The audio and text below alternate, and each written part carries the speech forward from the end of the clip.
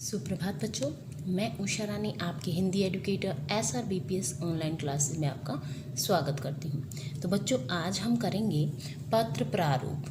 पत्र दो प्रकार के होते हैं, एक होता है औपचारिक पत्र और एक होता है अनौपचारिक पत्र। आज हम करेंगे औपचारिक पत्र के बारे में बात। औपचारिक जो पत्र होते हैं, जैसे नाम से ही पता चल रहा है कि औपचारिक होते हैं यानी ऑफिशियल होते हैं। इन्हें आप ऑफिशियल, यहाँ मैं लिख देती हूँ, और इन्हें आप अनऑफिशियल लेटर्स इंग्लिश में बोलते हैं। ठीक है।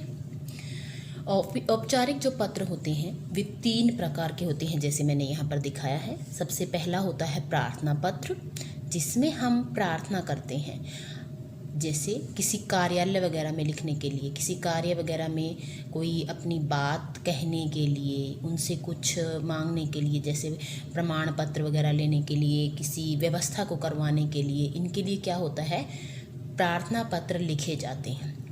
दूसरा होता है शिकायती पत्र, जब हम किसी से कोई शिकायत करते हैं, जैसे मान लो हमारे आसपास गली मोहल्ले में पानी नहीं आ रहा है, बिजली की व्यवस्था नहीं है, तो हम क्या करते हैं कि नगर निगम से उस बात की शिकायत करते हैं। ऐसे पत्रों को कहा जाता है शिकायती पत्र।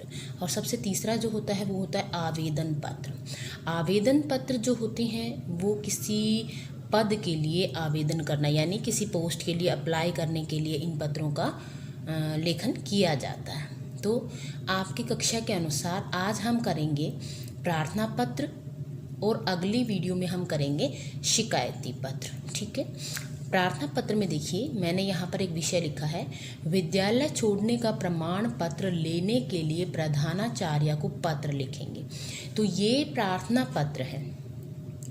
इसमें आप प्रधानाचार्य जी को अपने प्रमाण पत्र, स्कूल छोड़ने का प्रमाण पत्र जो SLC आप इशू करवाते हैं, उसके लिए पत्र लिख रहे हैं। तो यहाँ देखिए इसका फॉर्मेट क्या रहेगा, इसका प्रारूप क्या रहेगा।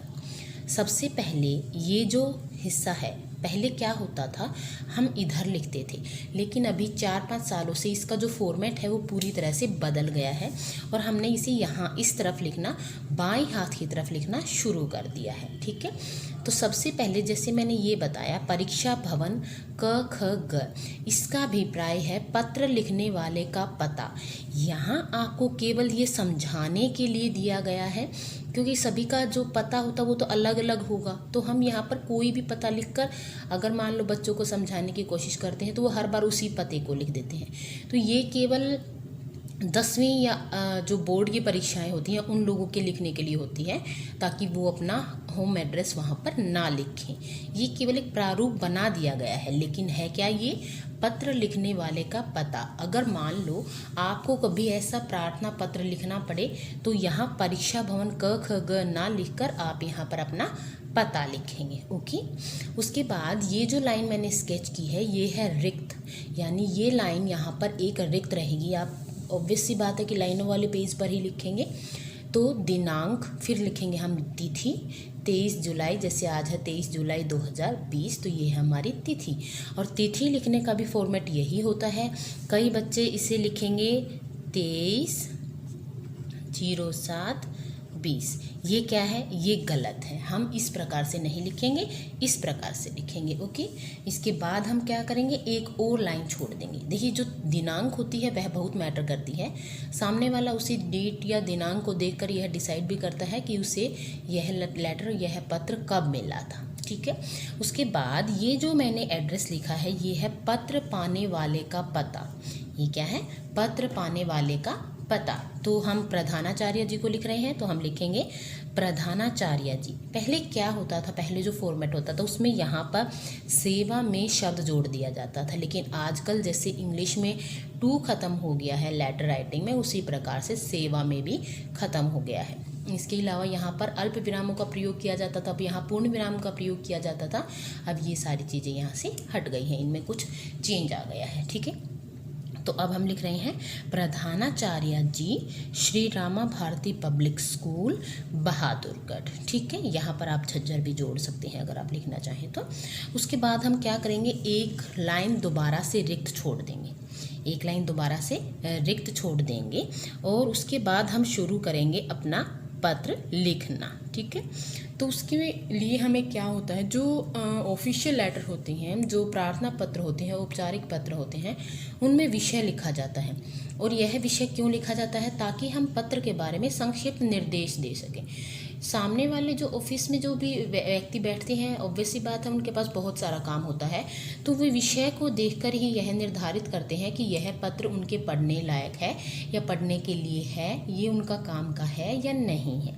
इसलिए हमेशा जो औपचारिक पत्र होते हैं उनमें विषय लिखा जाता है। तो विषय यहाँ पर क्या है, विद्यालय छोड़ने के लिए प्रमाण पत्र हेतु। ठीक है, ये आपका संक्षिप्त निर्देश होगा। उसके बाद हम शुरू करते हैं। पहले क्या होता था, हम यहाँ पर इतना स्पेस छोड़कर फिर अपना लेटर लिखना शुरू करते थे, लेकिन आजकल क्या होता है, बिल्कुल जो हमारी शुरू लाइन जहाँ से शुरू होती है वहीं से हम इसे लिखना शुरू कर देते हैं। तो देखिए, सविनय निवेदन से ये पत्र शुरू होते हैं। सविनय निवेदन यानी विनय के साथ, यानी पोलाइटनेस के साथ आपसे यह प्रार्थना करता हूँ।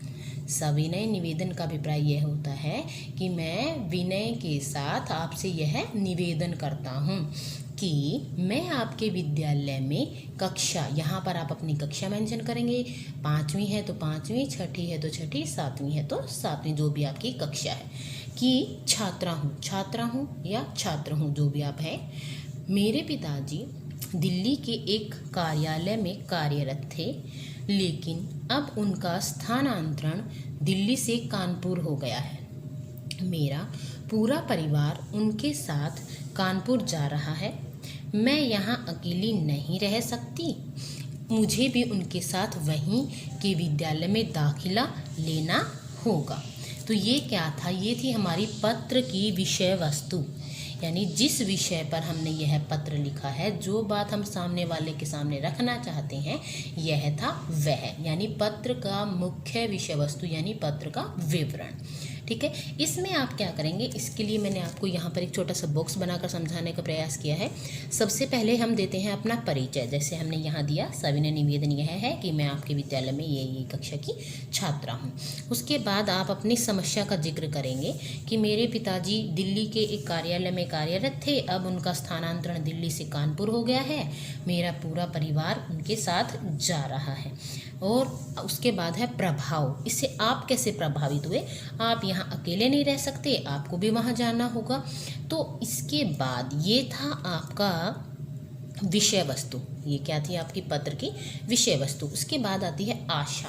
तो आपको अब उनसे क्या आशा है, ये मैंने आपको दूसरे गद्यांश में दूसरे कलर के पेन से लिखा है, ताकि आप इसे अच्छी तरह से समझ जाएं। इस तरह के जो लेटर होते हैं उनमें 2 गद्यांश जरूर बनते हैं। सबसे पहला गद्यांश हमारा ये था जो मैंने हरे रंग के पेन से लिखा है, दूसरा गद्यांश हमारा ये है जो हमने संतरी रंग के पेन से लिखा, ऑरेंज कलर से लिखा है। ओके, तो आप भी इसी तरह से इसके 2 गद्यांश बनाएंगे। सबसे पहले में आप लिखेंगे परिचय, समस्या, और आप उस समस्या से किस प्रकार से प्रभावित हैं, और जो दूसरा गद्यांश होगा उसमें आप अपनी आशा जाहिर करेंगे कि आप उनसे क्या चाहते हैं। तो अतः आपसे अनुरोध है कि मुझे अतिशीघ्र मतलब जितनी जल्दी हो सके मेरा विद्यालय छोड़ने का प्रमाण पत्र देने की कृपा करें, ताकि नए विद्यालय में प्रवेश लेने में मुझे कोई असुविधा न हो। इसके बाद कभी भी धन्यवाद देना न भूलें। ठीक है, इसके बाद कभी भी धन्यवाद देना न भूलें। और धन्यवाद के बाद शुरू हो जाएगा क्या, आप लिखेंगे उसके बाद संबंध निर्देश करते हुए अपना नाम। तो आपका उनके साथ क्या संबंध है, आप उनके शिष्य हैं या शिष्या हैं, ये दोनों चीज़ें आप यहाँ पर लिखेंगे। अगर आप उनकी शिष्या हैं तो लिखेंगे आपकी आज्ञाकारिणी शिष्या, और अगर आप शिष्य हैं तो लिखेंगे आपका आज्ञाकारी शिष्य। उसके बाद नाम, कक्षा, अनुक्रमांक और विभाग, अनुक्रमांक, रोल नंबर, विभाग, सेक्शन। तो इस तरह से आप अपना औपचारिक पत्र लिखेंगे। इन बातों का विशेष ध्यान रखें, क्योंकि मैंने देखो आपको अच्छी तरह से समझाने के लिए दूसरे कलर का पेन का प्रयोग यहाँ पर किया है। तो आई होप आप इसे अच्छी तरह से समझ पा रहे होंगे। दूसरी बात, इसके अलावा भी कई अन्य विषय हो सकते हैं। मान लो आप जुर्माना माफ़ी के लिए लिख रहे हैं, आप बस जो सुविधा है उसके लिए लिख रहे हैं, पानी की समस्या स्कूल में आ गई है उसके लिए, उसे दूर करने के लिए लिख रहे हैं। तो विषय कोई भी हो सकता है, लेकिन क्या होगा, जो आपका विषय वस्तु है ना, केवल वह बदल जाएगा, बाकी जो प्रारूप है वह बिल्कुल ऐसे ही रहेगा। तो आई होप आपको यह अच्छी तरह समझ आ गया होगा। Okay, bye.